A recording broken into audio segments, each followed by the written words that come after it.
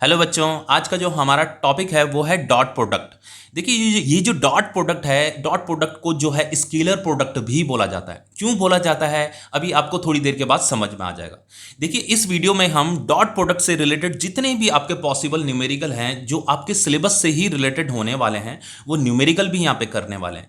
इसीलिए ये वीडियो जो है थोड़ा लेंथी भी होने वाला है। ओके, देखिए अगर हम डॉट प्रोडक्ट की बात करें तो डॉट प्रोडक्ट है क्या चीज़। देखो प्रोडक्ट का मतलब क्या होता है, प्रोडक्ट का मतलब होता है मल्टीप्लाइकेशन। तो डॉट प्रोडक्ट है क्या चीज, डॉट प्रोडक्ट आपका एक मल्टीप्लाइकेशन मेथड है। ठीक है, हम इसी मल्टीप्लाइकेशन मेथड को यहां पे सीखने वाले हैं। देखो ये जो डॉट प्रोडक्ट मेथड है ये आपका मल्टीप्लाइकेशन मेथड तो है, लेकिन ये आपका सिंपल मल्टीप्लाइकेशन मेथड नहीं है। यहां पे हम डॉट प्रोडक्ट का यूज करते क्यों है, कभी भी हमारे सामने अगर कोई दो वेक्टर हमें गिवन होंगे, जैसे ये ए वेक्टर है और ये बी वेक्टर है और इनमें थीटा एंगल बन रहा है। ठीक है, यहां पे ये गिवन है, ये थीटा एंगल बन रहा है और हमें इन दोनों वेक्टर का मल्टीप्लाइकेशन करना है। तो दो वेक्टर का मल्टीप्लाइकेशन करने के लिए हम डॉट प्रोडक्ट मेथड का यूज कर सकते हैं। डॉट प्रोडक्ट क्या है, आपका एक मल्टीप्लाइकेशन मेथड है जिसका यूज जो है हम दो वेक्टर को मल्टीप्लाई करने के लिए करते हैं। ठीक है, समझ में आ रहा है। अब देखो अगर हमारे पास ये दो वेक्टर हमें गिवन है, ये ए वेक्टर है, ये आपका बी वेक्टर है, इन दोनों का अगर हमें डॉट प्रोडक्ट करना है तो उसे किया कैसे जाता है उसे समझते हैं। देखो हमारे पास एक ए वेक्टर है और ये बी वेक्टर भी हमारे पास है। ठीक है, इनका हमें ये डॉट प्रोडक्ट करना है तो हमें यहां पे ऐसे डॉट बना देना है, इस तरीके से डॉट बना देना है। अब देखो यहां पे हमें ज्योमेट्रिकली इसे समझना पड़ेगा कि ज्योमेट्रिकली हम डॉट प्रोडक्ट कैसे करते हैं। तो देखो डॉट प्रोडक्ट अगर आपको ए वेक्टर को बी वेक्टर के साथ इसका डॉट करना है, डॉट प्रोडक्ट करना है, तो उसके लिए आपको क्या करना पड़ेगा। यहां पे जो हमारे पास ये जो ए वेक्टर है ना, इस ए वेक्टर का एक कंपोनेंट वेक्टर बनाना है बी वेक्टर की डायरेक्शन में। आपको क्या करना है, डॉट प्रोडक्ट करने के लिए इन दोनों वेक्टर का डॉट प्रोडक्ट करने के लिए इस ए वेक्टर का एक कंपोनेंट वेक्टर बनाना है बी वेक्टर की डायरेक्शन में। तो कंपोनेंट वेक्टर बनाने के लिए आप क्या करते हो, यहां से एक परपेंडिकुलर यहां ड्रॉप करोगे, एक नीचे की तरफ ऐसे वर्टिकली डाउनवर्ड एक लाइन ड्रॉप करोगे और यहां से आपको एक नया वेक्टर ड्रॉ करना है यहां से लेकर के यहां तक। तो ये जो हमें नया वेक्टर मिलेगा ये ए वेक्टर का कंपोनेंट वेक्टर है। ओके, मैंने आपको स्टार्टिंग में ही कहा था कि हमें इस वेक्टर का एक नया कंपोनेंट वेक्टर बनाना है, बी वेक्टर की डायरेक्शन में बनाना है, तो वो हमने बना दिया। ओके, अब देखो ये जो हमें वेक्टर मिलेगा ना, इस वेक्टर का हमें मैग्नीट्यूड भी बताना है। तो इस वेक्टर का जो मैग्नीट्यूड होगा वो होगा ए कॉस थीटा। समझ रहे हो, देखो ये जो वेक्टर है इस वेक्टर का मैग्नीट्यूड तो ए है, ये वाला जो वेक्टर है इस वेक्टर का मैग्नीट्यूड बी है, और ये जो हमने कंपोनेंट वेक्टर बनाया है इसका मैग्नीट्यूड क्या है, ए कॉस थीटा। कंफ्यूजन तो नहीं हो रहा है ना। देखो ये ए कॉस थीटा मैंने क्यों लिखा है यहाँ पे, ये मैंने आपको जब रेजोल्यूशन ऑफ वेक्टर का टॉपिक पढ़ाया था वहां पे मैंने कंपोनेंट वेक्टर बनाने सिखाए थे आपको। तो देखो यहाँ पे थोड़ा रिवाइज करा देता हूं। देखो जैसे ये आपका राइट एंगल ट्रायंगल है, ठीक है, ये आपका राइट एंगल ट्रायंगल है, यहां पे क्या बन रहा है आपका, ये थीटा बन रहा है, ये आपका क्या है, बेस है, ये आपका क्या है, हाइपोटेन्यूस है। तो ये जो हाइपोटेन्यूस है इसका मैग्नीट्यूड ए हमें गिवन है, इस बेस को मुझे कैलकुलेट करना है। तो कॉस थीटा का फॉर्मूला क्या होता है, बेस अपॉन हाइपोटेन्यूस। हाइपोटेन्यूस कितना गिवन है हमें, ए गिवन है। तो ये जो बेस होगा, बेस की वैल्यू कितनी हो जाएगी, ए कॉस थीटा हो जाएगा। इसीलिए मैंने यहां पे ए कॉस थीटा लिखा। ये जो बेस है ये किसके इक्वल हो जाएगा, ए कॉस थीटा के इक्वल हो जाएगा, इसीलिए यहां पे मैंने ए कॉस थीटा लिखा है। ठीक है, इतना कर दिया। इतना करने के बाद आपको क्या करना है, हमें ये जो ए डॉट बी है इसका रिजल्ट, मतलब ए डॉट बी करने के लिए हमें इतना कुछ करना है। ठीक है, उसके बाद क्या करना है, ये जो मैग्नीट्यूड है ना, इस वेक्टर का जो ये मैग्नीट्यूड है और इस वेक्टर का जो ये मैग्नीट्यूड है, इन दोनों को मल्टीप्लाई कर देना है। मतलब इस ए कॉस थीटा को जो है बी के साथ मल्टीप्लाई कर देना है। अब देखो फाइनली हम ए कॉस थीटा बी को जो है ए बी कॉस थीटा भी तो लिख सकते हैं, ऐसे लिख सकते हैं ना। तो ये जो वेक्टर ए है, जो वेक्टर बी है, इसका डॉट प्रोडक्ट जो है वो किसके इक्वल होता है, ए बी कॉस थीटा के इक्वल होता है। देखो यहां पे मैंने लिखा भी है, पहले से ही लिख करके भी छोड़ा है। यही आपकी इक्वेशन है, यही आपका डॉट प्रोडक्ट का फॉर्मूला होता है कि किसी भी दो वेक्टर का अगर आप डॉट प्रोडक्ट करोगे तो ए डॉट बी क्या मिलेगा आपको, ए बी कॉस थीटा मिलेगा। समझ रहे हो। अब देखो ये तो आपका वेक्टर है, ये भी आपका वेक्टर है, इसका जब हमने डॉट प्रोडक्ट किया तो यहां पे हमें क्या मिलेगा, एक वैल्यू मिलेगी, एक वैल्यू मिलेगी। तो जो वैल्यू हमें मिलेगी उसे क्या बोला जाता है, स्केलर क्वांटिटी बोला जाता है। कोई भी जैसे रियल नंबर है आपका, 1 है, 2 है, 3 है, कुछ भी हमें यहाँ पे वैल्यू मिल सकती है, तो उस वैल्यू को क्या बोलेंगे हम, स्केलर क्वांटिटी बोलेंगे। तो जब हम दो वेक्टर का डॉट प्रोडक्ट करते हैं तो हमें रिजल्ट में स्केलर क्वांटिटी मिलती है, इसीलिए डॉट प्रोडक्ट को जो है स्केलर प्रोडक्ट भी बोला जाता है, क्योंकि डॉट प्रोडक्ट करने से हमें रिजल्ट में क्या मिलता है, एक स्केलर क्वांटिटी मिलती है, इसीलिए इसे स्केलर प्रोडक्ट भी बोला जाता है। ओके, समझ में आया इतना। अब देखो अभी मुझे ये भी पता है कि अभी बहुत से बच्चों को ये क्लियर नहीं हुआ होगा, ढंग से क्लियर नहीं हुआ होगा, लेकिन ये अच्छे से क्लियर हो जाएगा। अभी देखो मैं एक एग्जांपल लेने वाला हूं, उस एग्जांपल से आपको सब समझ में आ जाएगा। जब तक आपको यही पता नहीं चलेगा कि हम ये डॉट प्रोडक्ट कर क्यों रहे हैं, इसका यूज क्या है, तब तक आपको इसमें एक इंटरेस्ट नहीं आने वाला। देखो अभी हम इसका यूज भी समझेंगे कि इसका यूज क्या है, तब आपको इसकी वैल्यू समझ में आएगी। देखो हमें क्या करना है, देखो यहां पे जैसे डॉट प्रोडक्ट किया, इतना तो समझ में आ गया ना कि ए डॉट बी क्या होता है, ए बी कॉस थीटा के इक्वल होता है। अब देखो एक और चीज बताता हूं मैं आपको, एक कंफ्यूज मत होना। देखिए ये जैसे vector a dot vector b है ना, तो ये ए क्या है, ये ए जो है इस वेक्टर ए का मैग्नीट्यूड है, और ये बी, ये जो बी है, बी क्या है, इस वेक्टर बी का मैग्नीट्यूड है, और ये क्या है, इनके बीच का एंगल है, इन दोनों के बीच का एंगल है, ठीक है। तो हम इस ए को ऐसे भी लिख सकते हैं, मॉडुलस ऑफ ए भी लिख सकते हैं इस ए को, इस बी को जो है मॉडुलस ऑफ बी वेक्टर भी लिख सकते हैं, और कॉस थीटा भी लिख सकते हैं। दोनों ही इक्वेशन सही है। कुछ बुक्स में ये फॉर्मूला लिखा होगा, कुछ बुक्स में ये फॉर्मूला लिखा होगा, तो कंफ्यूज मत होना। ए को जो है मॉडुलस ऑफ ए वेक्टर भी लिखा जा सकता है, बी को जो है मॉडुलस ऑफ बी वेक्टर भी लिखा जा सकता है। इसका मतलब ये दोनों का क्या है, मैग्नीट्यूड है, ठीक है। यहाँ पे हमें वेक्टर ए की मैग्नीट्यूड की वैल्यू यहाँ पे पुट करनी होती है, ठीक है। अब देखो इसका यूज मैं बताता हूं, देन आपको ये और बेहतर तरीके से समझ में आने वाला है। देखो जैसे मान लीजिए ये आपका ग्राउंड है, ठीक है, ध्यान से देखना इसे, देखो इसका यूज आपको समझ में आने वाला। ये एक ब्लॉक रखा है, ठीक है, ये ब्लॉक हमने रखा है यहाँ पे। अब देखो इस ब्लॉक में हम क्या कर रहे हैं, इसे इस डायरेक्शन पे इस पे कुछ फोर्स लगा रहे हैं, इस डायरेक्शन में हमने ये फोर्स लगाया, ये आपका फोर्स वेक्टर है, मतलब हम इसे किसी रस्सी से इस डायरेक्शन में खींच रहे हैं। और ये ब्लॉक जो है इस ग्राउंड में रखा है, और ये ब्लॉक जो है इस डायरेक्शन में क्या कर रहा है, डिस्प्लेसमेंट कर रहा है। तो ये आपका डिस्प्लेसमेंट का वेक्टर है, ठीक है, ये वाला जो वेक्टर है ये आपका डिस्प्लेसमेंट का वेक्टर है, ये आपका फोर्स का वेक्टर है, ठीक है। और यहां पे ये थीटा एंगल बन रहा है। इसका मतलब ये है कि ये जो डायरेक्शन थी, इस डायरेक्शन के थीटा एंगल पे हमने ये फोर्स लगाया था। अब देखो फोर्स तो हमने इस डायरेक्शन में लगाया, लेकिन ये डिस्प्लेसमेंट इस डायरेक्शन में हो रहा है। अब अगर मैं आपसे पूछूं कि इस फोर्स की वजह से इसने यहां पे वर्क डन कितना हुआ, हमें वर्क डन कैलकुलेट करना है, इस फोर्स का वर्क डन कैलकुलेट करना है। तो क्लास 9th में आपने वर्क डन का फॉर्मूला क्या पढ़ा था, वर्क इज इक्वल टू क्या होता है आपका, फोर्स इंटू डिस्प्लेसमेंट पढ़ा था, यही फॉर्मूला पढ़ा था।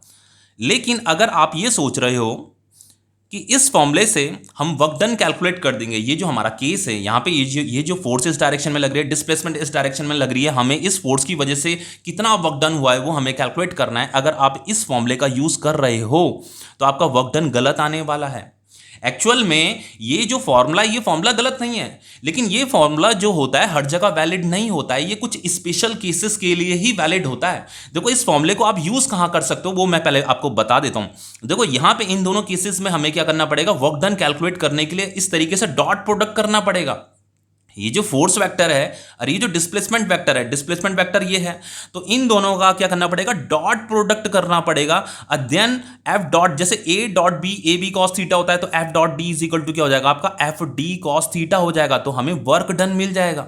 वर्क डन आप इस फॉर्मूले से कैलकुलेट नहीं कर सकते। लेकिन ये जो फॉर्मूला है ना, जो ये फॉर्मूला है, ये फॉर्मूला गलत नहीं है, लेकिन ये फॉर्मूला कुछ स्पेशल केसेस में ही यूज किया जाता है। कहां यूज किया जाता है देखो बताता हूं अभी। मान लीजिए ये ब्लॉक है, इस ब्लॉक में हमने इस डायरेक्शन में फोर्स लगाया, ये कुछ फोर्स लगाया, तो फोर्स कांस्टेंट होना चाहिए, सबसे पहली शर्त फोर्स कांस्टेंट होना चाहिए। अब देखो अगर हमने इस डायरेक्शन में फोर्स लगाया, ये फोर्स वेक्टर है, और अगर इसका डिस्प्लेसमेंट भी इसी डायरेक्शन में होने लग जाता है, ये आपका डिस्प्लेसमेंट वेक्टर है, ठीक है, ये वाला आपका डिस्प्लेसमेंट वेक्टर है। जिस डायरेक्शन में आपने फोर्स लगाया उसी डायरेक्शन में अगर डिस्प्लेसमेंट भी हो रहा है, देन आप वर्क डन जो है इस फॉर्मूले से कैलकुलेट कर सकते हो। जिस डायरेक्शन में फोर्स है उसी डायरेक्शन में अगर डिस्प्लेसमेंट हो रहा है, तो देन वर्क डन आप इस फॉर्मूले से कैलकुलेट कर सकते हो। लेकिन फोर्स का डायरेक्शन अलग है, डिस्प्लेसमेंट का डायरेक्शन अलग है, देन आप इस फॉर्मूले का यूज नहीं कर सकते, इससे आपका वर्क डन गलत आ जाएगा। देन आपको क्या करना पड़ेगा, इन दोनों का डॉट प्रोडक्ट करना पड़ेगा। अब देखो डॉट प्रोडक्ट करेंगे कैसे, देखो इसे मैं समझाता हूं। अब आपको देखो इसकी इंपॉर्टेंस समझ में आने वाली है इस डॉट प्रोडक्ट की। तो ये जो फिगर है, इस फिगर को मैं यहां पे दोबारा ड्रॉ कर रहा हूं, ठीक है। देखो ये आपका ग्राउंड है, ये हमने यहाँ पे ये ब्लॉक रखा हुआ है, ठीक है, ध्यान से देखना। देखो इसे, ये आपका फोर्स वेक्टर है, हम इस डायरेक्शन में क्या लगा रहे हैं, फोर्स लगा रहे हैं, ओके। और इसका जो डिस्प्लेसमेंट हो रहा है वो इस डायरेक्शन में हो रहा है, ध्यान से देखना, ये आपका डिस्प्लेसमेंट वेक्टर है, ठीक है। यहाँ पे लिख देते हैं डिस्प्लेसमेंट को, ये आपका डिस्प्लेसमेंट वेक्टर है, यहाँ से लेकर के यहाँ तक। अब देखो ये जो ब्लॉक है, फोर्स तो हम इस डायरेक्शन में लगा रहे हैं, लेकिन ये डिस्प्लेसमेंट किस डायरेक्शन में कर रहा है, इस डायरेक्शन में ये डिस्प्लेसमेंट कर रहा है। इसका मतलब ये है कि इस फोर्स का कुछ इफेक्ट जो है इस डायरेक्शन में भी है। तो हमें क्या करना पड़ेगा, इस फोर्स का एक कंपोनेंट वेक्टर बनाना पड़ेगा। तो कंपोनेंट वेक्टर बनाने के लिए हम क्या करेंगे, जैसे यहां पे हमने ये कंपोनेंट वेक्टर बनाया था इस डायरेक्शन में, ए वेक्टर का कंपोनेंट वेक्टर बनाया था, तो हमें यहां पे कंपोनेंट वेक्टर बनाना पड़ेगा। तो इसका मतलब ये है कि इस वेक्टर, ये जो फोर्स वेक्टर है इसका कुछ इफेक्ट इस डायरेक्शन में भी है, तो ये हमारा कंपोनेंट वेक्टर बन गया। यहां पे बन रहा है थीटा एंगल सपोज करके, तो इसका इस वेक्टर का जो मैग्नीट्यूड होगा वो एफ कॉस थीटा होगा, उसका ये क्या होगा, एफ कॉस थीटा होगा। तो देखो इस एफ कॉस थीटा की वजह से ये जो ब्लॉक है ये क्या कर रहा है, डिस्प्लेसमेंट कर रहा है। फोर्स तो हम इस डायरेक्शन में लगा रहे हैं, लेकिन इस फोर्स का कुछ इफेक्ट इस डायरेक्शन में भी है, और इसी इफेक्ट की वजह से यहां पे डिस्प्लेसमेंट हो रहा है। अब देखो जैसे वर्क का जो फॉर्मूला होता है, ये हम क्या करेंगे, वर्क इज इक्वल टू क्या करेंगे, फोर्स इंटू डिस्प्लेसमेंट होता है ना वर्क का फॉर्मूला। तो फोर्स तो ये वाली होगी, हम इस फोर्स को लिखेंगे एफ कॉस थीटा, और डिस्प्लेसमेंट ये वाला डिस्प्लेसमेंट यहां से लेकर के यहां तक का जो डिस्प्लेसमेंट होगा। तो वर्क इज इक्वल टू क्या मिल गया मुझे, F cos theta into D. तो हम इसे finally F D cos theta भी लिख सकते हैं, और इस एफ डी कॉस थीटा को जो है एफ डॉट डी भी लिखा जा सकता है। यहां पे मैंने डॉट प्रोडक्ट ही तो किया है, इस फोर्स वेक्टर का इस डिस्प्लेसमेंट वेक्टर के साथ डॉट प्रोडक्ट किया है, इसीलिए तो मैंने क्या किया, इसी फोर्स वेक्टर का एक कंपोनेंट वेक्टर जो है इस डिस्प्लेसमेंट वेक्टर की डायरेक्शन में बनाया, और फिर इन दोनों को क्या कर दिया, यहां पे मल्टीप्लाई कर दिया। तो हमें क्या मिला, ये वर्क डन हमें मिल जाएगा। तो देखो यहां पे भी तो यही किया था, ये जो हमें गिवन वेक्टर है ए वेक्टर, इस वेक्टर का हमें कंपोनेंट वेक्टर बनाना है, इसी बी वेक्टर की डायरेक्शन में कंपोनेंट वेक्टर बनाना है।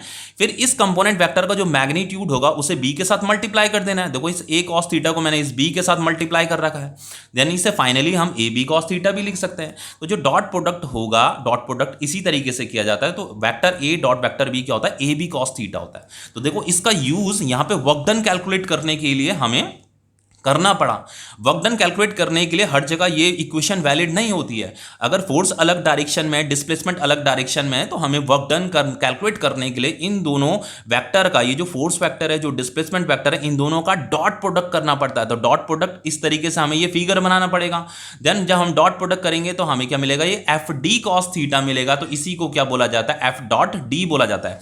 जैसे आपका ए डॉट बी जो है ए बी कॉस थीटा के इक्वल होता है, तो उसी तरीके से हम एफ डॉट डी भी किसके इक्वल होगा, एफ डी कॉस थीटा के इक्वल होगा। समझ में आया, इतना समझ में आ गया। ओके, अब देखो आगे बताता हूं। देखो जैसे यहां पे लिखा है, ये कुछ स्पेशल केसेस हैं आपके, ठीक है, कुछ स्पेशल केसेस हैं, इन्हें ध्यान से देखिएगा, न्यूमेरिकल करने में हेल्पफुल होंगे। देखो यहां पे केस फर्स्ट ये है कि when two vectors are parallel then theta is equal to 0। देखो कोई दो वेक्टर है मान लीजिए, और वो पैरेलल है। दो वेक्टर मतलब एक वेक्टर ये है, मान लीजिए आपका ए वेक्टर है, और एक दूसरा वेक्टर है, दूसरा वेक्टर भी इसी डायरेक्शन में है, ये मान लीजिए बी वेक्टर है। दोनों के दोनों सेम डायरेक्शन में। तो जब दोनों के दोनों वेक्टर सेम डायरेक्शन में होंगे तो इनमें जो एंगल बन रहा होगा वो 0 डिग्री का एंगल बन रहा होगा, then theta is equal to क्या होगा, 0 डिग्री होगा। अब देखो अगर मुझे इन दोनों वेक्टर का डॉट प्रोडक्ट करना है तो उसके लिए हम क्या करेंगे, देखो vector a dot vector b is equal to क्या होता है आपका, ए बी कॉस थीटा होता है। यही होता है ना formula, a dot B is equal to a b cos theta होता है। तो हमें यहाँ पे क्या करना है, vector a dot vector b is equal to क्या हो जाएगा आपका, ए बी, ये थीटा की जगह में क्या आ जाएगा, 0 डिग्री, कॉस 0 डिग्री, ठीक है। तो ये जो कॉस 0 डिग्री होता है, कॉस 0 डिग्री की जो वैल्यू होती है वो 1 के इक्वल होती है, ठीक है। Cos 0 degree is equal to 1 होता है। तो ये vector a dot vector b is equal to क्या हो जाएगा, ए इंटू बी हो जाएगा।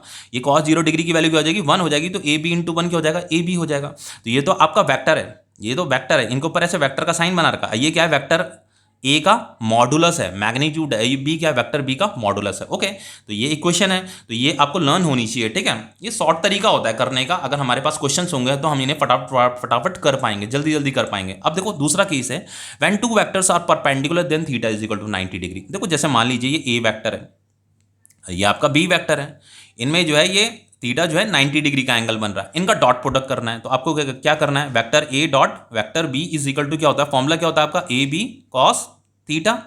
थीटा कितना दे रखा है, 90 डिग्री बन रहा है यहाँ पे थीटा। तो vector a dot vector b is equal to हो जाएगा आपका ए बी कॉस 90 डिग्री।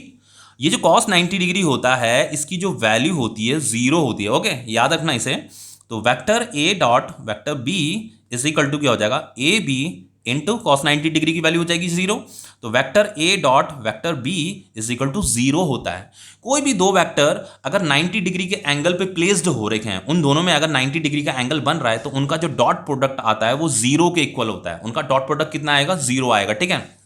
देखो इस चीज को भी याद रखना, ठीक है, ये बहुत इंपॉर्टेंट चीज है, ये 1 मार्क्स में भी क्वेश्चन आ जाता है आपके एग्जाम में। अब देखो आगे क्या लिखा है यहाँ पे, when two vectors are anti parallel then theta is equal to 180 degree. देखो एंटी पैरेलल का मतलब क्या होता है, मान लीजिए एक ये ए वेक्टर है और दूसरा ये बी वेक्टर है। अब ये क्या है, एंटी पैरेलल है, मतलब अपोजिट डायरेक्शन में, तो इसे एंटी पैरेलल बोला जाता है। तो इनमें जो एंगल बन रहा होगा, यहाँ पे जो थीटा एंगल बन रहा होगा वो कितने का बनेगा, 180 डिग्री का एंगल बनेगा। तो इनमें हमें डॉट प्रोडक्ट करना है, तो डॉट प्रोडक्ट करने के लिए हम क्या करेंगे, vector a dot vector b is equal to a b cos theta. तो ये हो जाएगा आपका vector a dot vector b is equal to a b, theta कितना दे रखा है, 180 डिग्री दे रखा है। तो ये जो कॉस 180 डिग्री होता है, इसकी जो वैल्यू होती है -1 होती है। ओके, ये भी याद रखना है, cos 180 degree is equal to -1। तो vector a dot vector b is equal to हो जाएगा ए बी इंटू -1 क्या हो जाएगा, नेगेटिव ए बी होगा। ठीक है, तो ये सारी चीजें आपको पता होनी चाहिए। अब देखो यहाँ पे ये केस बहुत इंपॉर्टेंट है। देखो यहाँ पे क्या लिखा है, when two equal vectors are in same direction. दो इक्वल वेक्टर हैं, दो इक्वल वेक्टर मतलब जैसे मान लीजिए ये एक ए वेक्टर है, अब दूसरा हमें कौन सा वेक्टर लेना है, इक्वल वेक्टर लेना है। मतलब दूसरा वेक्टर भी क्या है, ए ही वेक्टर है, इसी के ऊपर दूसरा एक और वेक्टर है, वो भी ए वेक्टर है। दोनों वेक्टर क्या है, सेम डायरेक्शन में, आर इन सेम डायरेक्शन। ठीक है, मत कहने का मतलब ये ए वेक्टर है और दूसरा भी ए वेक्टर है, तो ये दोनों के दोनों सेम डायरेक्शन में, तो इसे मैंने इसके ऊपर रखा हुआ है। ठीक है, ये दो वेक्टर है यहाँ पे। तो देखो हमें क्या करना है, इनका डॉट प्रोडक्ट करना है। तो जब दोनों के दोनों सेम डायरेक्शन में होंगे तो थीटा क्या बनेगा, 0 डिग्री का एंगल बनेगा। तो vector a dot vector a is equal to क्या हो जाएगा, जैसे ए डॉट बी क्या है, ए बी कॉस थीटा है, तो ए डॉट ए क्या हो जाएगा आपका, ए कॉस थीटा। तो vector a dot vector a is equal to क्या हो जाएगा आपका, ये a इंटू ए, तो ए स्क्वायर हो जाएगा, और थीटा कितना दे रखा है आपका, कॉस 0 डिग्री दे रखा है। तो कॉस 0 डिग्री की वैल्यू कितनी होती है, 1 होती है। ठीक है, कॉस 0 डिग्री जो होता है 1 के इक्वल होता है। तो वेक्टर ए डॉट वेक्टर ए जो हो जाएगा आपका, ए स्क्वायर इंटू 1 कितना हो जाएगा, ए स्क्वायर हो जाएगा। तो अगर कोई भी दो इक्वल वेक्टर हैं तो उनका जो डॉट प्रोडक्ट होता है वो ए स्क्वायर के इक्वल होता है। ओके, समझ में आ रहा है इतना। वैसे अगर मान लो जो बी वेक्टर होता तो ये दोनों के दोनों भी इक्वल वेक्टर हैं, तो b vector dot b vector भी क्या हो जाएगा, बी स्क्वायर के इक्वल हो जाएगा। वैसे कोई सी वेक्टर है तो C vector dot C vector भी किसके इक्वल हो जाएगा, सी स्क्वायर के इक्वल हो जाएगा। ओके, अब देखिए एक क्वेश्चन करते हैं, क्वेश्चन करने के बाद जो है आपके काफी कॉन्सेप्ट क्लियर होंगे। देखो यहां पे देखो ये वेक्टर ए दे रखा है, ये वेक्टर ए का जो है कार्टेशियन फॉर्म दे रखा है आपको, और ये बी वेक्टर हमें गिवन है, इसका हमें कार्टेशियन फॉर्म ये दे रखा है। मतलब ये वेक्टर का रिप्रेजेंटेशन है। ठीक है, वेक्टर का रिप्रेजेंटेशन इसी तरीके से किया जाता है। मतलब वेक्टर को जो लिखने का तरीका होता है, जो उसका कार्टेशियन फॉर्म होता है, वो इसी तरीके से लिखा जाता है। ये आपका i + 2j - k, कोई वेक्टर जो है ऐसे भी हो सकता है, i + 2j भी हो सकता है, जरूरी नहीं है कि k होगा ही होगा। ठीक है, लेकिन ये आपका 3 डायमेंशनल है, मतलब ये 3 डायमेंशनल है, इसलिए यहाँ पे i कैप भी है, j कैप भी है और k कैप भी है। ओके, अब देखो यहाँ पे ये बी वेक्टर का भी कार्टेशियन फॉर्म हमें गिवन है, और इन दोनों वेक्टर में जो एंगल बन रहा है 60 डिग्री का एंगल बन रहा है। पूछा है हमें क्वेश्चन में find the dot product, dot product हमें फाइंड करना है। तो देखो डॉट प्रोडक्ट किया कैसे जाएगा, अगर हम इसका डॉट प्रोडक्ट करने जाएं तो ये वेक्टर ए हमें गिवन है और ये वेक्टर बी हमें गिवन है, इसका हमें डॉट प्रोडक्ट करना है। ठीक है, तो ए डॉट बी क्या होता है आपका, ए बी कॉस थीटा होता है। ठीक है, ए डॉट बी जो है ए बी कॉस थीटा होता है। तो देखो आप direct a b cos theta से भी इसकी वैल्यू फाइंड कर सकते हो, और ए डॉट बी से भी वैल्यू फाइंड कर सकते हो, दोनों से वैल्यू फाइंड कर सकते हो, दोनों से ही वैल्यू सेम आने वाली है। देखो अगर मैं ए डॉट बी करूं तो ए डॉट बी कैसे करते हैं, सबसे पहले इससे वैल्यू कैलकुलेट करते हैं। देखो डॉट प्रोडक्ट आपका इससे भी हो जाएगा, इससे भी हो जाएगा, दोनों से हो जाएगा।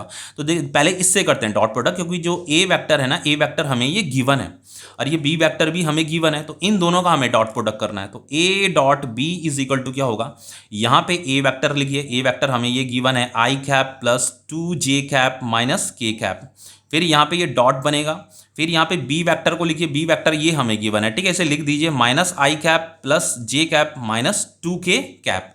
ये जो i cap j cap k cap है ये यूनिट वेक्टर होते हैं। ठीक है, यूनिट वेक्टर के बारे में मैंने आपको पढ़ा रखा है। ठीक है, कंफ्यूज मत होना।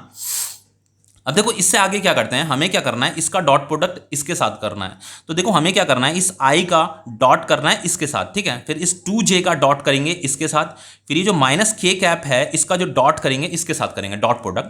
तो इस i कैप का हमें डॉट प्रोडक्ट करना है इस नेगेटिव i कैप के साथ। ठीक है, ये नेगेटिव i कैप है ये।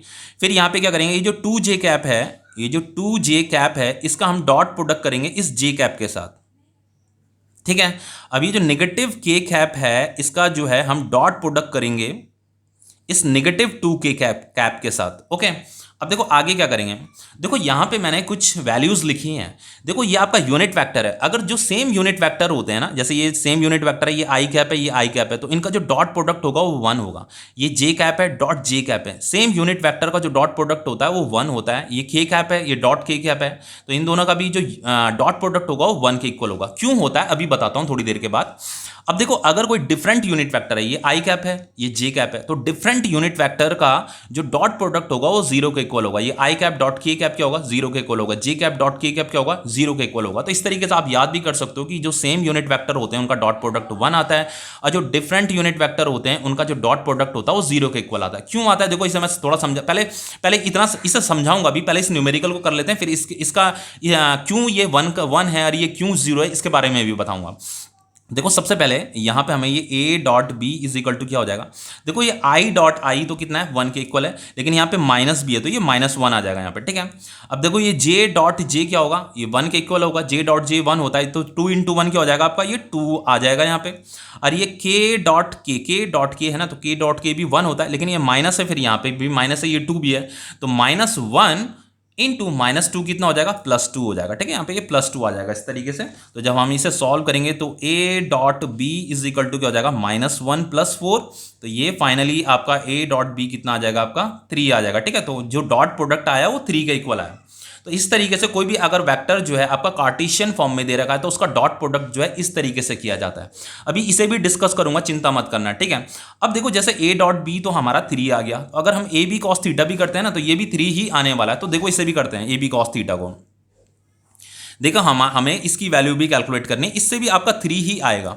जैसे ये a लिखा है, b लिखा है और ये cos थीटा लिखा है, तो ये जो a का मतलब क्या होता है, ये a b cos थीटा का मतलब क्या होता है। देखो मैंने आपको स्टार्टिंग में यहाँ पे बताया था कि ये जो a b cos थीटा होता है इसे हम modulus of a modulus of b cos theta भी लिख सकते हैं। इस a का मतलब क्या है, हमें इसका मॉडुलस, a वेक्टर का मॉडुलस कैलकुलेट करना है, ठीक है। अब देखो जैसे ये a b cos थीटा है तो इसे हम मॉडुलस ऑफ a वेक्टर भी लिख सकते हैं, मॉडुलस ऑफ b वेक्टर भी लिख सकते हैं। ये cos थीटा हमने लिख दिया। अब हमें इसकी वैल्यू फाइंड करनी है, मतलब इसकी वैल्यू फाइंड करनी है। तो सबसे पहले modulus of a vector find कर लेते हैं। इस a वेक्टर का हमें मैग्नीट्यूड फाइंड करना है, ये जो a वेक्टर हमें गिवन है। अब देखो इसका मैग्नीट्यूड कैसे फाइंड करेंगे, हमें यहाँ पे ऐसे अंडर रूट बनाना है, और ये आई कैप है ना, तो आई कैप क्या है, ये 1 आई कैप है, ये 1 आई कैप है, तो आई कैप के सामने क्या है, ये 1 लिखा हुआ है, तो 1 का होल स्क्वायर करना है, फिर प्लस लिखना है। ये जे कैप के सामने क्या लिखा है, 2 लिखा है, तो यहाँ पे 2 का होल स्क्वायर कीजिए। ये के कैप के सामने ये -1 लिखा है, ठीक है, तो ये -1 का होल स्क्वायर कीजिए। देखो ये जो वेक्टर है, ए वेक्टर है, इसका हमें मॉडुलस कैलकुलेट करना है। ये क्या है, मॉडुलस है। तो मॉडुलस इसी तरीके से कैलकुलेट किया जाता है। ये टॉपिक भी मैंने आपको पढ़ा रखा है, पहले उस टॉपिक को देख लीजिएगा, चैनल की प्लेलिस्ट में जाइए, वहां से मॉडुलस ऑफ वेक्टर का टॉपिक देख लीजिए, ठीक है। वहां पे मैंने ये सारी चीजें सिखा रखी हैं। तो ये आपका मॉडुलस ऑफ ए वेक्टर क्या हो जाएगा आपका, ये हो जाएगा आपका 1, ये 2 × 2 = 4, ये +1, तो ये कितना आ गया आपका √6 के इक्वल आ गया। अब ये मॉडुलस ऑफ बी भी कैलकुलेट कर लेते हैं। तो मॉडुलस ऑफ बी किसके इक्वल होगा, यहाँ पे भी सिमिलरली वैसे ही करेंगे हम। ये देखो बी वेक्टर ये -1 का होल स्क्वायर हो जाएगा, -1 का होल स्क्वायर प्लस ये जे कैप के सामने क्या है, ये 1 है, तो यहाँ पे भी 1 का होल स्क्वायर कीजिए, प्लस ये के कैप के सामने क्या है, -2, तो ये -2 का होल स्क्वायर हो जाएगा, ठीक है। तो ये बी वेक्टर का जो मॉडुलस होगा ये 1 आ जाएगा, ये 1 आ जाएगा, ये 2 × 2 = 4 आ जाएगा, तो ये भी कितना हो गया, √6 हो गया, ठीक है। इतना समझ में आ रहा है।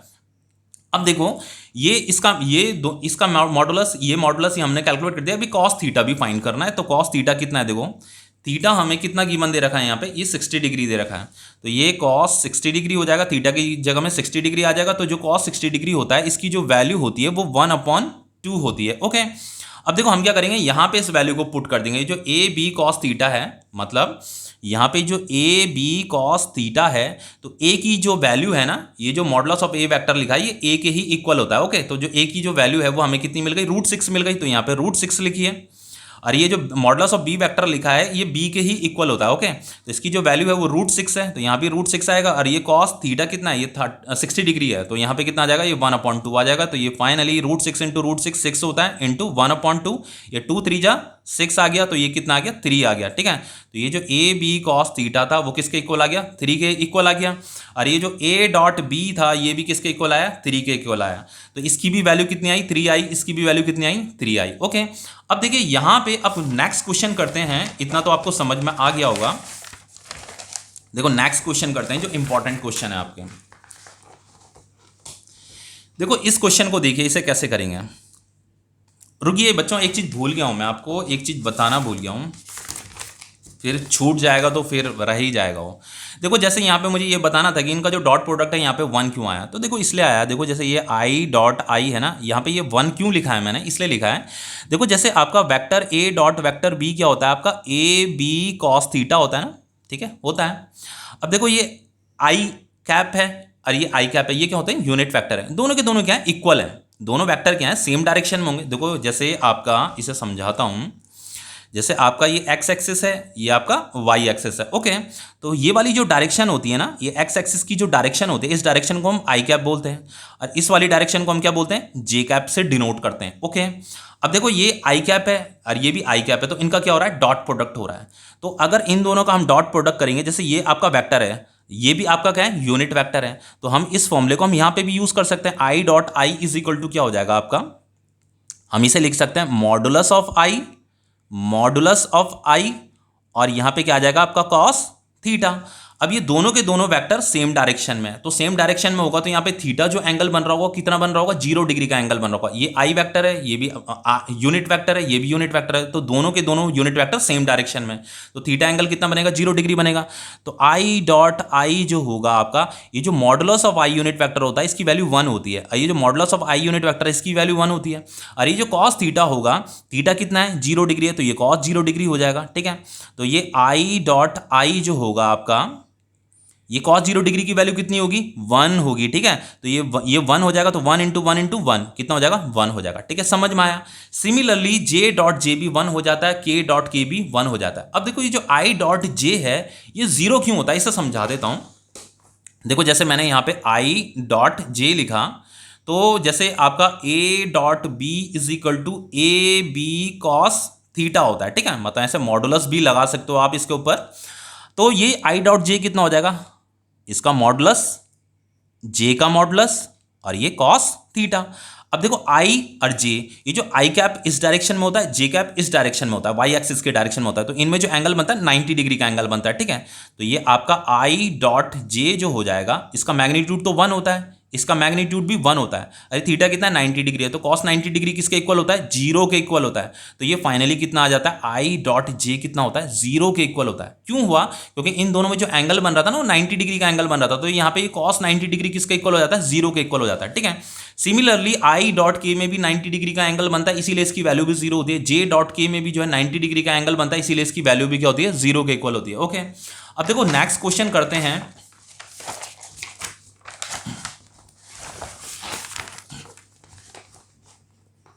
ये आपका क्वेश्चन है, देखिए यहाँ पे कह रहा है find the angle between the vector. ये ए वेक्टर दे रखा है, इसका जो है कार्टेशियन फॉर्म दे रखा है, ये बी वेक्टर का कार्टेशियन फॉर्म दे रखा है, इसका आपको क्या करना है, एंगल फाइंड करना है। इन दोनों वेक्टर में कितना एंगल बन रहा है ये हमें बताना है।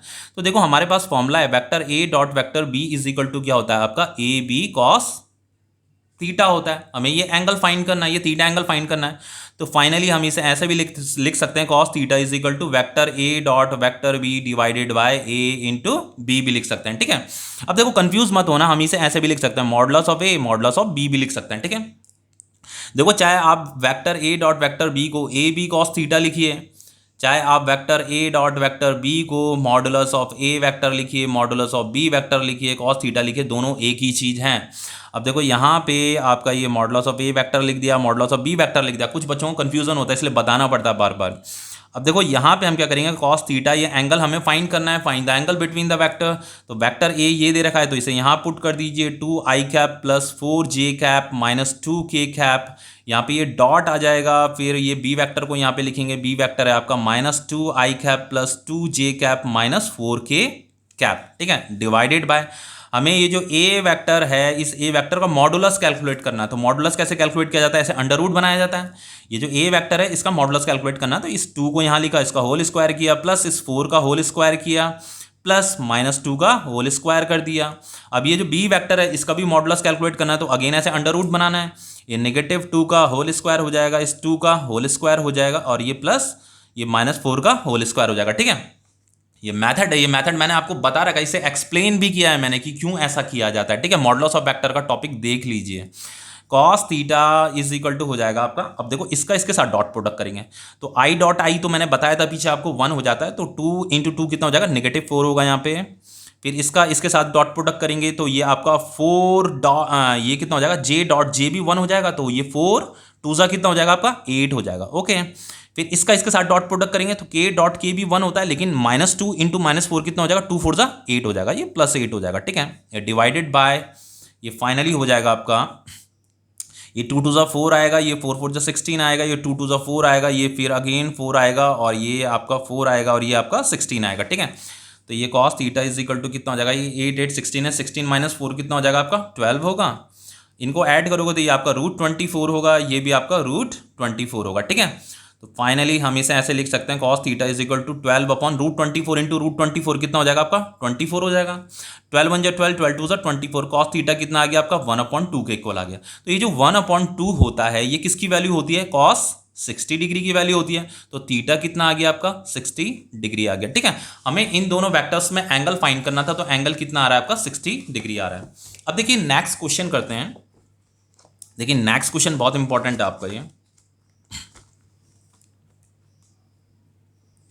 देखो यहां पे क्या लिखा है, लिखा है कि if the magnitude of two vector, दो वेक्टर हैं उनका मैग्नीट्यूड हमें गिवन है, ये 2 और 3 हमें मैग्नीट्यूड दे रखा है दो वेक्टर का, जैसे ये ए वेक्टर है और ये बी वेक्टर है, तो उनका जो फॉर्मूला होता है डॉट प्रोडक्ट क्या होता है, modulus of a vector modulus of b vector और ये कॉस थीटा होता है। ठीक है, तो ये जो मॉडुलस ऑफ ए वेक्टर है इसका मतलब क्या है, ये वेक्टर ए का मैग्नीट्यूड है। ठीक है, ये वेक्टर ए का मैग्नीट्यूड है और ये वेक्टर बी का मैग्नीट्यूड है। ठीक है, तो देखो ये जो है हमें गिवन है, यहाँ पे लिखा है ना, if the magnitude of two vector, वो जो दो वेक्टर हैं उन दोनों वेक्टर का जो मैग्नीट्यूड है, मैग्नीट्यूड ये इस चीज, ये जो मॉडुलस ऑफ ए लिखा है मॉडुलस ऑफ बी लिखा है, ये मैग्नीट्यूड को डिनोट कर रहे हैं। ठीक है, उनका मैग्नीट्यूड 2 और 3 हमें दे रखा है, तो ये जो है 2 दे रखा है, ये हमें 3 दे रखा है। ठीक है, अब आगे क्या लिखा है, and the magnitude of their scalar product. देखो स्केलर प्रोडक्ट का मतलब क्या होता है, डॉट प्रोडक्ट ही होता है। स्टार्टिंग में ही मैंने बताया था डॉट प्रोडक्ट को स्केलर प्रोडक्ट भी बोला जाता है। तो जो डॉट प्रोडक्ट का जो मैग्नीट्यूड है वो 3√2 दे रखा है, तो देखो ये क्या है आपका स्केलर प्रोडक्ट है, मतलब इसे डॉट प्रोडक्ट भी बोला जाता है। तो इसका जो मैग्नीट्यूड दे रखा है वो कितना दे रखा है 3√2 दे रखा है। तो ये जो आपका ए डॉट बी दे रखा है ये आपको गिवन है 3√2। अब आगे पूछा find the angle between the vectors, in vectors में एंगल फाइंड करना है, तो ये वैल्यूज तो हमारे पास सब कुछ है, ये एंगल ही तो फाइंड करना है, तो ये तो बहुत ईजिली हो जाएगा। ए डॉट बी हमारे पास फॉर्मूला है, वो है modulus of A modulus of B, और ये हो जाता है आपका कॉस थीटा। तो ए डॉट बी हमें ये 3√2 दिया है, तो यहाँ पे वैल्यू पुट कीजिए, मॉडुलस ऑफ ए कितना दे रखा है आपका 2 दे रखा है, मॉडुलस ऑफ बी 3 दे रखा है, और ये हमें कॉस थीटा फाइंड करना है। ठीक है, तो cos theta is equal to हो जाएगा आपका 3√2 डिवाइडेड बाय 2 इंटू 3 से 3 कट जाएगा, तो हम इसे फाइनली कॉस थीटा को जो है √2 को हम √2 इंटू √2 भी लिख सकते हैं, तो ये कट जाएगा, तो ये फाइनली कॉस थीटा कितना आ जाएगा आपका 1/√2 आ जाएगा। तो ये जो 1/√2 होता है ये किसका वैल्यू होता है, कॉस 45 डिग्री का वैल्यू होता है, तो ये थीटा कितना आ गया आपका 45 डिग्री आ गया। तो ये क्वेश्चन आपका कंप्लीट हो जाता है। ओके, अब देखिए नेक्स्ट क्वेश्चन करते हैं।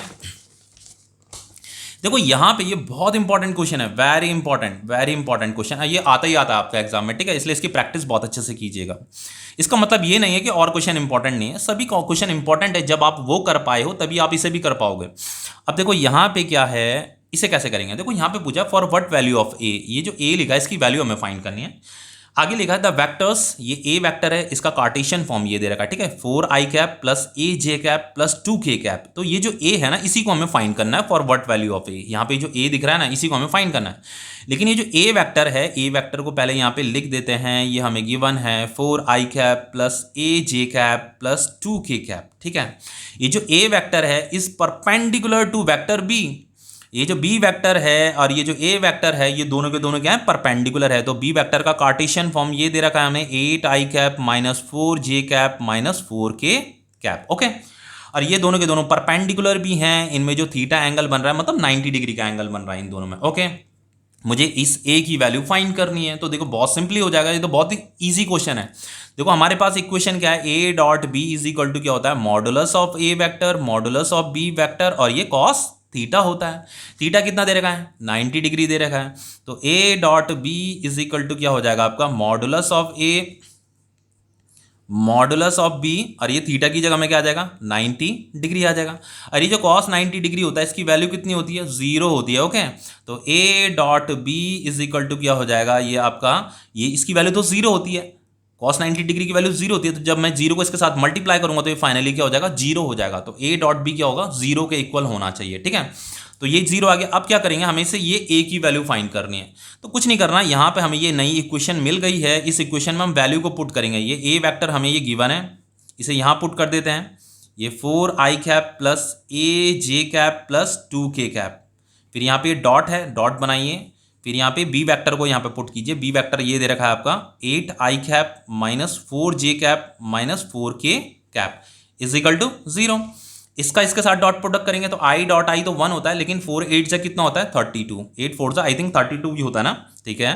फिर j डॉट j क्या होता है 1 होता है, लेकिन -4 इंटू ए भी होगा तो ये -4a हो जाएगा। k डॉट k 1 होता है, लेकिन -4 इंटू 2 कितना होता है -8 होता है, इज इक्वल टू 0। अब ये 32 माइनस 8 कितना हो जाएगा आपका, आई थिंक 24 हो रहा है, और ये a है, ठीक है, -4a है, तो ये आपका -4a इज इक्वल टू 0। तो ये 24 इज इक्वल टू हो जाएगा आपका 4a, तो a इज इक्वल टू हो जाएगा आपका 24 डिवाइडेड बाय 4, तो 4 6 का कितना हो रहा है आपका 24, तो a की वैल्यू हमें मिल गई 6। ओके, तो ये क्वेश्चन भी आपका सॉल्व हो गया। अब देखो नेक्स्ट क्वेश्चन, यहाँ पे क्वेश्चन में दिया है हमें सो दैट ये ए वेक्टर हमें दिया है, बी वेक्टर दिया है, are parallel to each other. हमें ये प्रूफ करना है कि ये दोनों के दोनों वेक्टर पैरेलल हैं।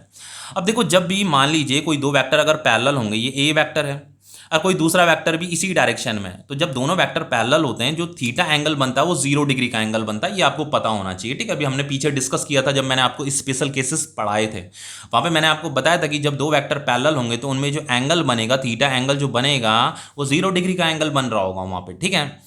अब देखो हमें क्या करना है, हमें इन दोनों वेक्टर को जो है पैरेलल प्रूफ करना है। तो देखो, अगर ये दो वेक्टर पैरेलल हैं तो जो ए डॉट बी होगा उसका फॉर्मूला क्या होता है, वो होता है modulus of A modulus of B, और ये क्या होता है कॉस थीटा होता है, लेकिन थीटा कितना है 0 डिग्री है। तो इस 0 डिग्री को अभी यहाँ पे पुट करते हैं। अब पुट करने के बाद देखते हैं हमें क्या इक्वेशन मिलती है। तो ये 0 डिग्री को अगर मैं यहाँ पे पुट करता हूँ तो कॉस 0 डिग्री की वैल्यू कितनी होती है, 1 के इक्वल होती है, ठीक है। तो ये आपका a डॉट बी जो हो जाएगा आपका modulus of a modulus of b into 1, तो यही मिलेगा मुझे वापस। कॉस 0 डिग्री की वैल्यू 1 होती है क्योंकि। अब मुझे यहाँ पे क्या करना है, देखो अगर ये दोनों के दोनों वेक्टर पैरेलल हैं, जो कि हमें यहाँ पे प्रूफ भी करना है, शो करना है, तो उसके लिए इन दोनों का इक्वल होना जरूरी है। हम क्या करेंगे, इसकी वैल्यू फाइंड करेंगे, इसकी वैल्यू फाइंड करेंगे। अगर दोनों के दोनों इक्वल प्रूफ हो जाते हैं तो इसका मतलब क्या है, इसका मतलब ये है कि ये दोनों वेक्टर, जो ए वेक्टर है और ये जो बी वेक्टर है, ये दोनों के दोनों क्या है पैरेलल है। ओके, हम क्या करते हैं, पहले यहाँ ए डॉट बी, इसे दोबारा लिख देता हूँ, a dot B is equal to है modulus of a modulus of b। यहाँ पे वैल्यू पुट करते हैं, a वेक्टर ये हमें गिवन है, ठीक है। तो ये हो गया आपका 2i cap minus 3j cap, फिर डॉट बनाएंगे, फिर यहाँ पे b वेक्टर लिखेंगे, ये आपका है 4i cap minus 6j cap. फिर यहाँ पे क्या करेंगे, इस a वेक्टर का हमें मॉडुलस फाइंड करना है। तो मॉडुलस कैसे फाइंड करते हैं, ये 2 लिखा है तो इस 2 का होल स्क्वायर, -3 का प्लस लिखना है यहाँ पे, फिर -3 का होल स्क्वायर करना है, ठीक है। फिर हमें ये बी वेक्टर का मॉडुलस भी कैलकुलेट करना, तो यहाँ पे ये अंडर रूट बनाइए, ये 4 लिखा है तो इस 4 का होल स्क्वायर कीजिए, फिर प्लस यहाँ पे लिखना है, फिर ये -6 का भी होल स्क्वायर करना है। ओके, इस तरीके से हम इसका वेक्टर का जो है मॉडुलस कैलकुलेट करते हैं। ये 2 4 जा कितना हो जाएगा 8 हो जाएगा, अरे -3 इंटू -6 कितना हो जाएगा आपका 6 3 जा 18, पॉजिटिव 18 आएगा, ठीक है। तो ये हो जाएगा आपका फाइनली 2 2 जा 4, ये होता है आपका 3 3 जा 9, ये 4 4 जा 16, और ये हो जाएगा आपका 6 6 जा 36। ओके, तो ये 18 प्लस 8 कितना होगा आपका, आई थिंक 26 होने वाला है। फिर इसके बाद क्या करेंगे, तो 9 प्लस 4 कितना होता है आपका 13 होता है, ये 36 प्लस 16 कितना होगा आपका 50 प्लस 2 52 हो जाएगा। ओके, अब देखो हम क्या करेंगे, यहाँ पे ये 26 लिखा इज इक्वल टू ये √13 है, और ये जो 52 होता है इसका जो फैक्टर होते हैं, इसके फैक्टर ये होते हैं, देखो 2 2 जा 4 एंड 13 4 जा कितना होता है आपका 52 होता है। अब देखो हम 26 इज इक्वल टू ये √13 है, ये √13 है तो 13 बाहर आ जाएगा, ये √2 इंटू √2 है तो 2 भी बाहर आ जाएगा, ठीक है। तो ये 26 इज इक्वल टू 13 2 जा क्या होता है 26 होता है। तो ये इक्वल प्रूफ हो गया, हमें इन दोनों को क्या करना था, इक्वल प्रूफ करना था।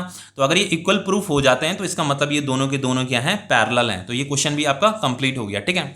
अब देखो एक इंपॉर्टेंट क्वेश्चन बताता हूँ, ये क्वेश्चन बहुत इंपॉर्टेंट है, लेकिन इस क्वेश्चन को करने से पहले जो है मैंने एक टॉपिक पढ़ाया है आपको, रेजोल्यूशन ऑफ वेक्टर का एक टॉपिक पढ़ाया, उस टॉपिक को जरा अच्छे से देख लेना, ठीक है, क्योंकि यहाँ पे हमें कंपोनेंट ऑफ वेक्टर बनाने पड़ेंगे, ठीक है। तो इस टॉपिक में मैंने वेक्टर के कंपोनेंट बनाने ही सिखाए हैं। वैसे हमने यहाँ पे कंपोनेंट कैसे बनाया जाता है वो भी डिस्कस किया है इस टॉपिक में, लेकिन वहाँ पे मैंने ब्रीफली डिस्कस कर रखा है, ठीक है। इस टॉपिक को देखो, ये क्वेश्चन है हमारे पास, ये एफ वेक्टर दे रखा है, ये डिस्प्लेसमेंट वेक्टर दे रखा है, और हमें क्या करना है, find the projection of F vector on D. देखो, कभी भी कोई भी क्वेश्चन अगर आपके सामने ऐसा आ जाता है जहां पे आपसे प्रोजेक्शन पूछा है, किसी एफ वेक्टर का प्रोजेक्शन पूछा है ऑन डी, तो आप क्या करेंगे? देखो, क्या कर सकते हो आप उसके लिए। उसका मतलब ये है कि आपको इस लाइन का मतलब क्या है, इस लाइन का मतलब ये है कि आपको क्या करना है, ये जो वेक्टर है ना, ये जो एफ वेक्टर है, इसका कंपोनेंट वेक्टर फाइंड करना है। इसका मतलब ये है आपको component vector of F vector along D vector. आपको क्या करना है, ये एफ वेक्टर है ना, एफ वेक्टर को, जो एफ वेक्टर का जो है एक कंपोनेंट वेक्टर बनाना है। किस डायरेक्शन में बनाना है? डी वेक्टर की डायरेक्शन में बनाना है। इसका मतलब ये है, देखो मान लीजिए ये एफ वेक्टर इस डायरेक्शन में है, देखो ये है एफ वेक्टर, सपोज करके ऐसा मान लेते हैं, और ये डी वेक्टर जो है इस डायरेक्शन में, सपोज करके ऐसा मान लीजिए ये डी वेक्टर इस डायरेक्शन में, ये फोर्स वेक्टर इस डायरेक्शन में। अब यहाँ पे पूछा कि find the projection of F vector on D vector. मुझे क्या करना है, इस एफ वेक्टर का प्रोजेक्शन बताना है। प्रोजेक्शन मतलब इसकी शैडो बतानी है, मतलब इसका एक कंपोनेंट वेक्टर फाइंड करना है, और वो किसकी डायरेक्शन में फाइंड करना है? इस डी वेक्टर की डायरेक्शन में फाइंड करना। तो ये जो डी वेक्टर है ना, ये जो डी वेक्टर है, हमें क्या करना है, यहाँ पे एक पैरेललोग्राम ड्रॉ करना है, और यहाँ पे एक कंपोनेंट वेक्टर हमें बनाना है। तो ये जो एफ वेक्टर है, इसका जो प्रोजेक्शन है वो यहाँ पे है, इसका प्रोजेक्शन मतलब इसकी जो शैडो बन रही होगी यहाँ पे बन रही होगी, ये है कहने का मतलब।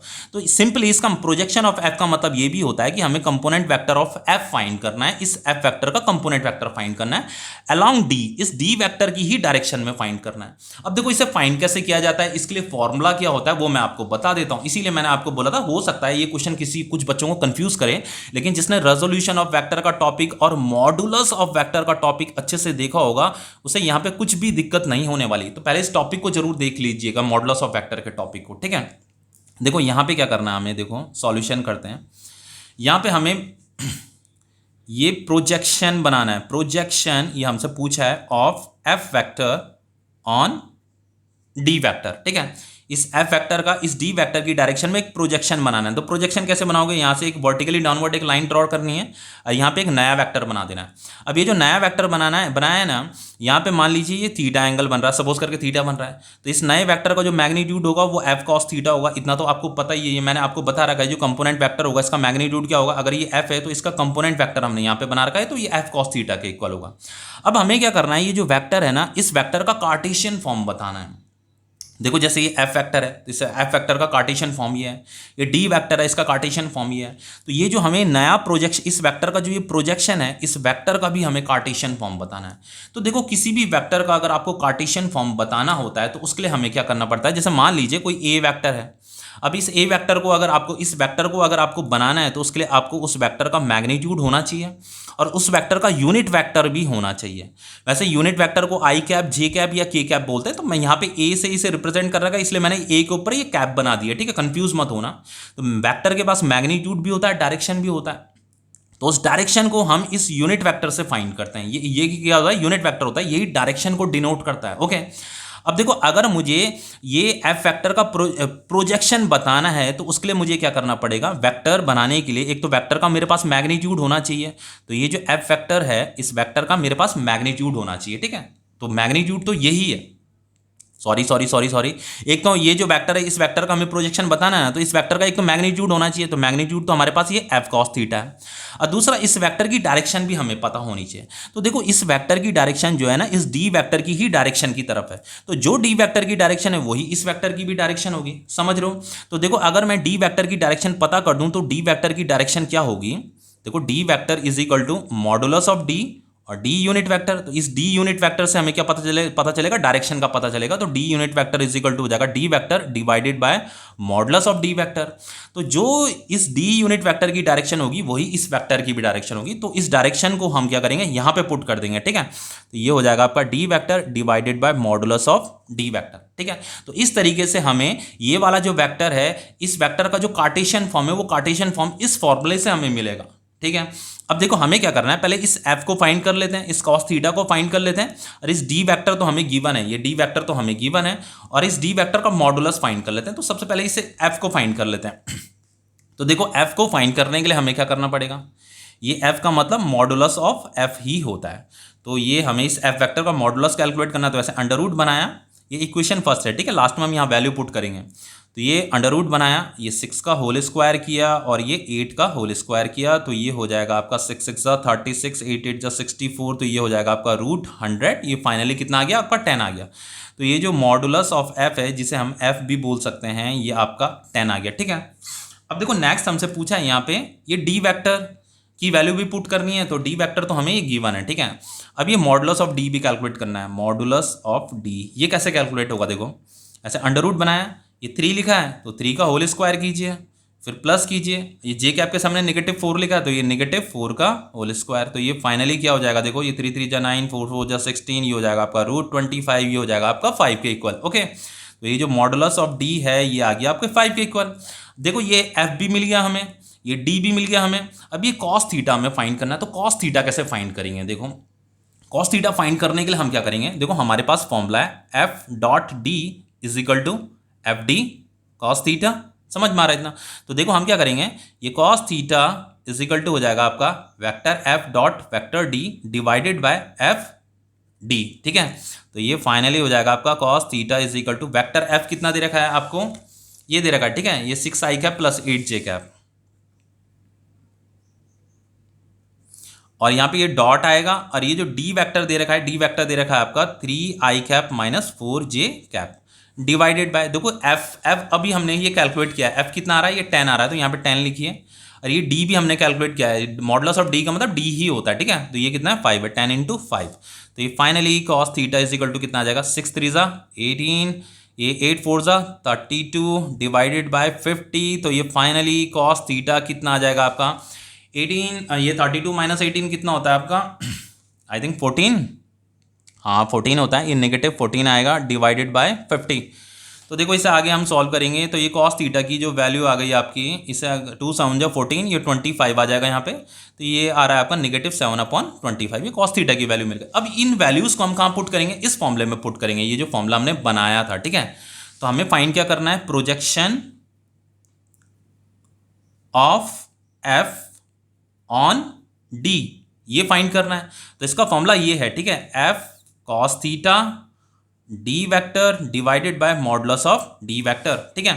तो देखो एफ हमने यहाँ पे फाइंड किया था, एफ कितना था, ये दे रखा है आपका 10, तो यहाँ पे 10 लिखिए, कॉस थीटा की वैल्यू ये कैलकुलेट की है -7/25, ये जो डी वेक्टर है, डी वेक्टर हमें ये गिवन है 3 I cap minus 4 J cap, ये डी वेक्टर है 3 I cap minus 4 J cap, तो डी वेक्टर की जगह में यहाँ पे आएगा 3 I cap minus 4 J cap divided by modulus of D, देखो मॉडुलस ऑफ डी कितना है 5 है, तो यहाँ 5 लिखिए, तो ये हो जाएगा आपका 10, इसे काट देते हैं यहाँ से, ये 5 2 जा 10 हो जाएगा, 7 2 जा 14 हो जाएगा, -14, और ये 25 आ जाएगा, ये आ जाएगा आपका 3 I cap minus 4 J cap. तो ये क्वेश्चन आपका कंप्लीट हो जाता है।